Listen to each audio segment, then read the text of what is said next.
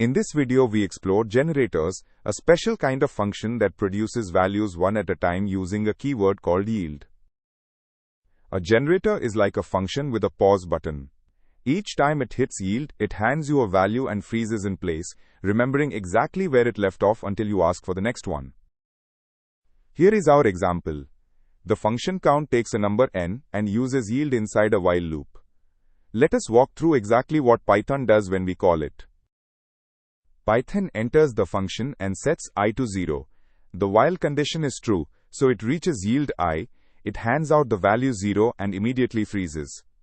State is saved, I is still 0, and we are on line 4. When the next value is requested, execution resumes right after yield. I plus equals 1 makes I equal 1, the loop condition is checked again, and yield fires with 1. This repeats until I reaches 3, at which point the loop ends and the generator is exhausted. Running the program prints a list containing 0, 1, 2. Wrapping the generator in list tells Python to request every value until the generator is exhausted, then collect them all. The big idea: yield turns a function into a pausable value machine.